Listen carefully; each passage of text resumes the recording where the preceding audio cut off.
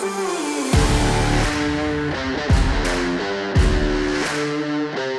Rangers fans, to our Midweek Coaches Show, where we highlight all things Smithson Valley athletics. And football had a big homecoming win last Friday night against Eastwood High School out of El Paso. And I know volleyball, cross country, and tennis have had some things going on, some good weeks that we'll talk about a little later in the show as well. So thank you for being here, and let's retrace last Friday's game against Eastwood. They traveled one time zone and about eight hours over to play both of our final non-district games. And as you recall, the high-scoring offense, a team that had won their first two games rather handily, hadn't lost a regular season game in a couple of years. And but we had a big homecoming crowd. The place was rocking, and we played well enough to get our 42-14 win in our final non-district game. And let's recap that game. Coach Craig Westerfer, our defensive coordinator, they came in high-powered, scored 75 points the week before, but we held them to 14. How did that go?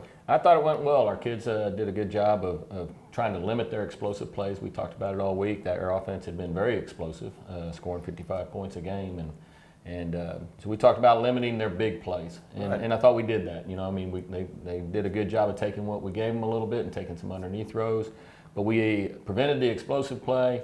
We're able to keep them off the scoreboard to the extent that they would like. They had 4 explosive plays, which is 4 more than we'd like, but for an offense that had been averaging 12 to 15 of them a game, then we felt good about that. Well, an explosive play is what we define an explosive play as a run 12 yards or more, or pass 18 yards or more. And like Coach Westerfer said, we gave up 4 of those, and we meanwhile flipped it around and created 16 of our own. So 4-1 on the explosive. We also got 2 turnovers. Yes, sir. Yeah, Garrison Eggleston. 3 turnovers. Yeah, we had 3. We had a fumble recovery. Yeah, we had a fumble recovery and 2 interceptions. Yeah. Garrison did a nice job in some coverages. We had some great pressure created by our D front as well. Made the quarterback throw under duress. Affected his accuracy a little bit. And Garrison did a good job of capitalizing on that. Right. And those are extra possessions. When you get a turnover suddenly they don't have, and your offense is right back out there. People lose sight of that sometime. And of course, in several of them's case, created great short fields for our offense to go down and score with that field position. So, but their quarterback was a good one. Yes, sir. He was as good as advertised, as were some of their receivers, and I was really impressed with their scheme. Yes. They know what they're doing. They just didn't have good players. They were very. Their coaches do a good job over there. They do. So good riddance for them. We just won't play them anymore. We got the win, and we'll do the honorable thing and get them off the schedule. So offensively, Coach Hill, we mentioned 16 explosive plays. Was that the big key? Yes, sir. I think so. 16 explosives is pretty big, and we were able to spread the ball out. I believe we had 7 guys with catches in the game, and ran for almost 300 yards, threw it for about 200 yards. So just able to, spread the ball across the field, get it to different guys in space. I think our line played extremely well. Chase Senelick, starting his first varsity game, was able to kind of sit back in the pocket and dissect the defense a little bit, hit some guys on some deeper routes, but also at the same time, running game was huge. We had some big creases up front, opened up by the line, and able to take some dinks and dunks and RPOs as well. So just a good overall game, able to spread the ball out a little bit. Well, I don't think there's any question. Your offense is better when both facets are clicking. And you mentioned that we threw for a very high percentage. Took care of the ball for the most part. We did have 1 turnover, as we mentioned, down in the red zone, but 3-1 in turnovers in our favor, and the running game set up the passing game and vice versa. And you mentioned getting a lot of guys a lot of touches. That was good, and I think nearly 500 yards of offense, as you mentioned. Downer, we probably gave back about 150 yards of offense. We had some big gains negated by penalties. I thought all in all we were penalized too much in the game, and I think both teams probably were. There's a tendency sometimes in the second ball game of the year for officials to tighten the screws a little bit. There may be some things that a week ago they let go, and circling back, they're going to try to get that ironed out for you. Well, we can't afford that kind of thing to go on. But a good solid game on both sides of the ball. Our kicking game played well. Our punter punted well, huh? Yes, sir. In pregame. Yeah. He didn't have to punt. We didn't punt, and so that was a big thing. But I thought Clayton Amaya, our kicker, had a great game. Kicked them, made all of his extra points, and then kicked off deep. And we got them inside the 10 one time, and then really from then on they fair caught every deep kickoff. So, you know, a good all-around game, homecoming win, which are always a good thing to do for your ex-students and players that come in. And you know, now on to district. Yes, sir. Yeah, you know, the games, we're loving to be 3-0, but the reality of it is we could be 0-3.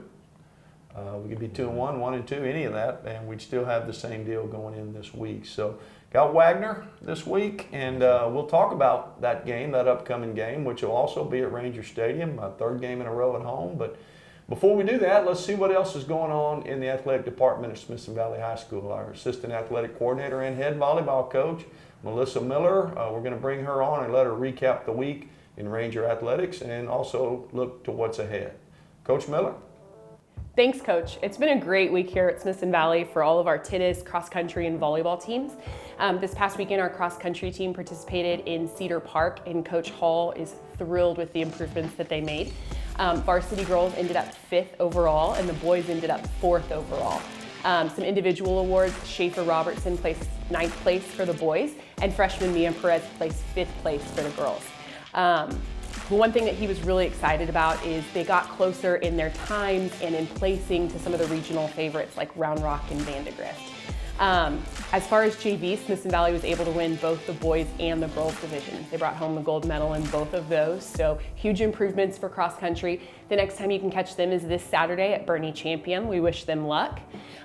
Tennis is playing out of their minds right now. They're 4-0 in district play. They had a huge win last night over Clemens. They won 10-6. At the end of doubles, they were up 4-3, and then Coach Lalonde said that they had some fantastic, tough singles matches that they were able to pull out for the 10-6 win over Clemens. So again, they're 4-0 in district play. They have 2 more district games. You can catch them next Tuesday at Judson or next Friday at Steele. We wish them luck as they finish out their district play.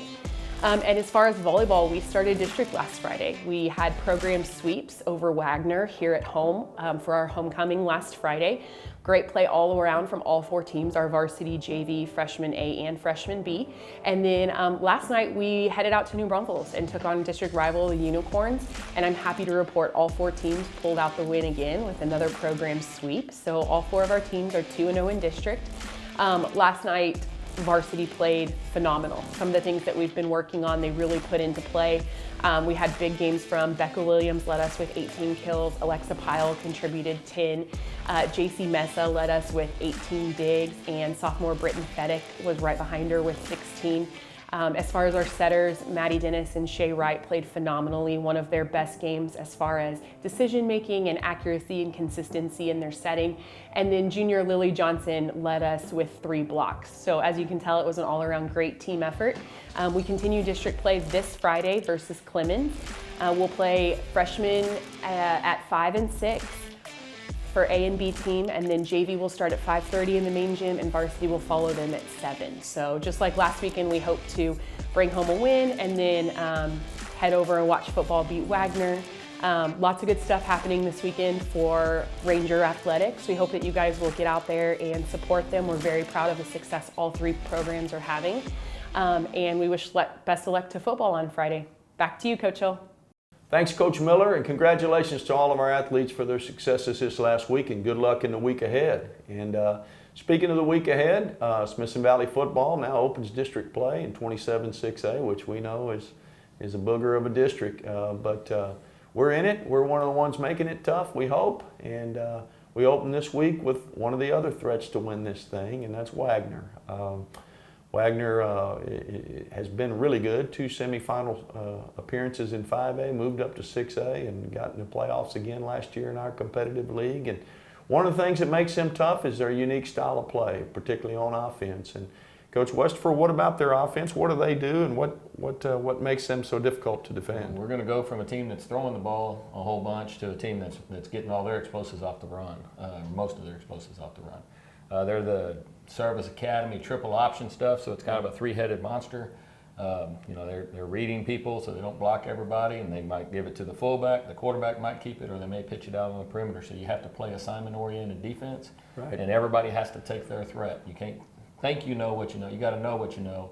And if you've got the dive, you got to take the dive. If you got the quarterback, so they make you take care of responsibilities. And if you mess up once, they make you pay for it. Right. Been good at it, and their coaching staff has got their team well versed in what they're doing. It's a well thought out offense, and and then if you defend only the option, then of course they've got some G schemes and some sweeps and reverses and things like that go well with it. And Or they'll try and throw it up over the top every once in a while. you bet. You get everybody committed to the run, then suddenly they are getting some explosive plays in the passing game. So it's not a situation where we're going to confuse them or do something that they haven't seen before. So what does it boil down to?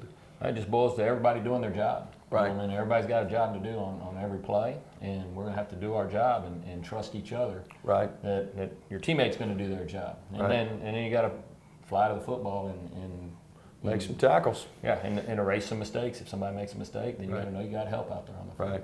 Right. Yeah, they do put you in some one-on-one tackling situations, and you're going to have to win in those instances. So, Coach Hill, on the other side of the ball, they've got a new defensive coordinator, so what we've seen out of them in the past is not necessarily what they're doing now. What are they doing on that side of the ball? Much like offense, they're not trying to trick you or do anything to outsmart you unnecessarily. They're going to line up and play their defense and play some smash mouth football. Right. Which, credit to their coaching staff and to their players. They're extremely good at it. Only giving up 3 points the last 2 weeks. So, we've got our hands full in our district, and this district opener is just going to prove that. So we'll have to come out sharp, ready to go, and play some assignment football and know our roles, know our keys, and just play Smith Valley football. You bet. You mentioned they've only given up 3 points. Meanwhile, they've scored 110 points the last 2 weeks. So, we're going to have to turn that around. But, again, this will not be a game where we have any clear advantage. They've got a good team. We think we've got a good team. They got good players. We hope we've got good players. The one advantage we have, of course, we're playing at home. And we like that, and we hope the Ranger fans will come out and support us like they did a week ago, and maybe even more so, and get this stadium rocking, and we'll kick off, hopefully, district play in a positive manner. So we hope to see you at Ranger Stadium. If you cannot be there in person, as always, the game will go live on the Rangers Network, 7 o'clock kickoff on Friday. So one way or the other, we hope you'll be there and supporting the Rangers. Go Rangers, and we'll see you next time.